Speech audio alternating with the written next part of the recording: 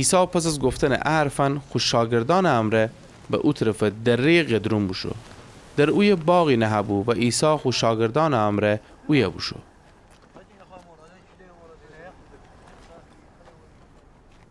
اما یهودا اون تسلیم کننده اون محل شناختی، چون که عیسی و اون شاگردان همیشه در اون محل جمع بسیدی. پس یهودا گروهی از سربازان و مأموران سران کاهنان و فریسیان اوسده و به اوی بامو اوشن چراغ و مشعل و اسلحه امره اوی فرسیدی.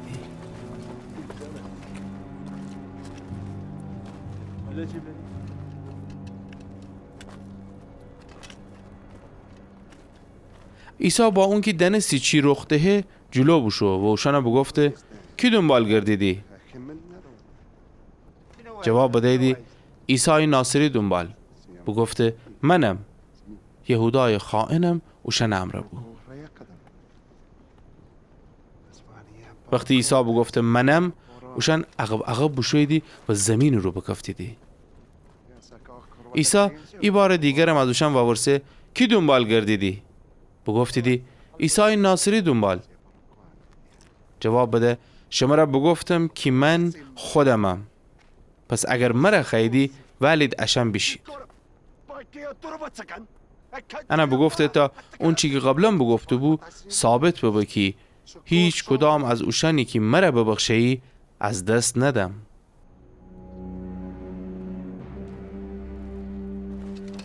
اون وقت شمعون پتروس شمشیری که داشتی بیرون باورده و ضربه‌ای به خادم کاهن اعظم بزه و اون گوش راست ووه. اون خادم نام مالخوس بود. عیسی پتروس بگفته تی شمشیر غلاف بکن. آیا نباید او جامه که پیر مرفده بنوشم؟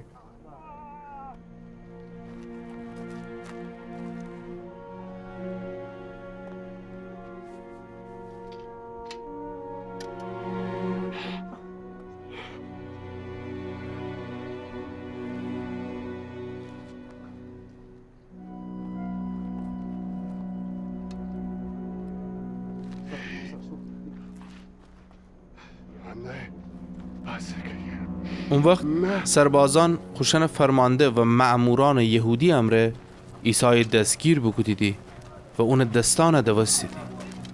اول اون حنا ورجه ببردید. حنا قیافا زمپر بود و او زمان کاهن اعظم بود.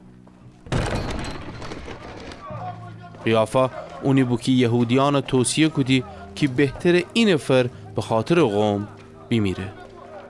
شمعون پتروس و ایت شاگرد دیگر عیسی دنبال سر بشویدی.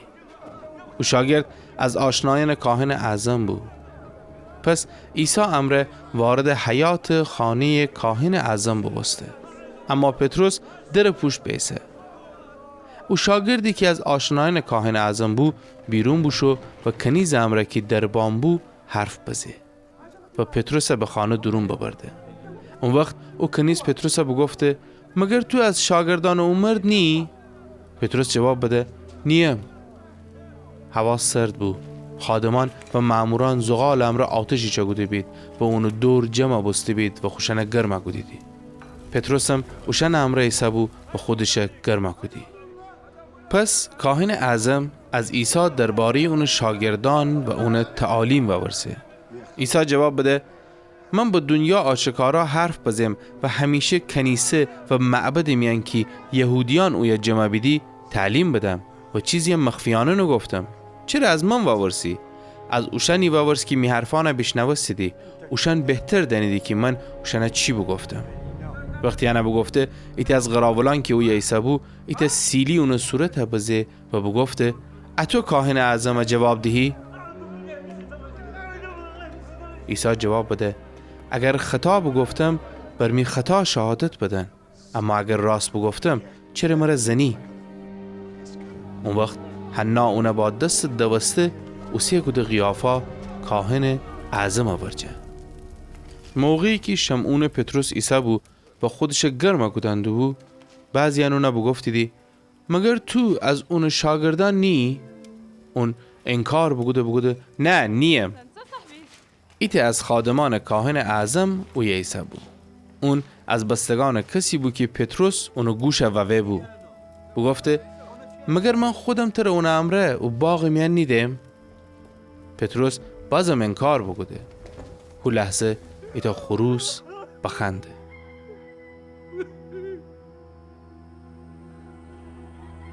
یهودیان عیسی از قیافا ورجه به کاخ فرماندار رومی ببردیدی. وقت سحر بود. اوشان خودشان وارد کاخ نبستیدی تا نجس نیبید و بتنید پسخ بخورید.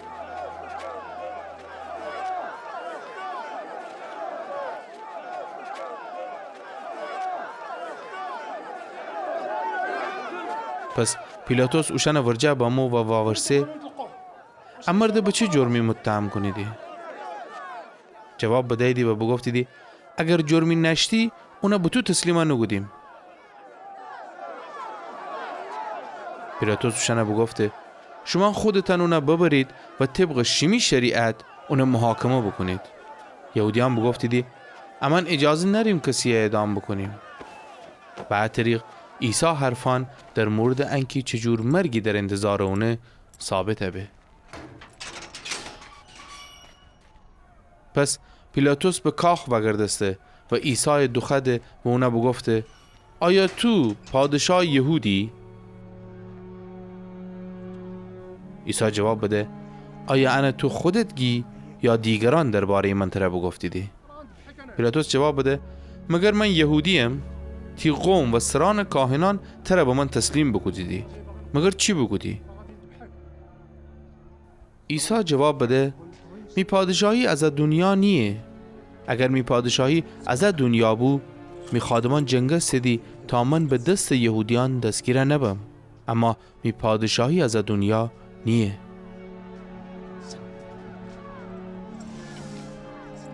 پیلاتوس اونو بگوته پس تو پادشاهی؟ عیسی جواب بده تو خودت گی که من پادشاهم.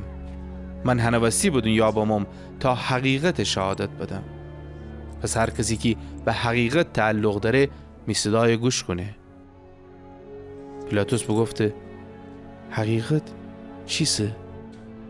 وقتی پیلاتوس انا بگفته بازم بشو بیرون یهودیان ورجه و اوشانه بگفته من هیچ دلیلی اونو محکوم کدن رو نیدینم. اما شما ایت رسم داریدی که در روز پسخ ایت زندانی شمره آزاده کنم. آیا خیلی که پادشاه یهود آزاده کنم؟ شون در جواب داد بزیدی اونه نه بلکه بارابای آزاده کن. بارابا راهزن بود.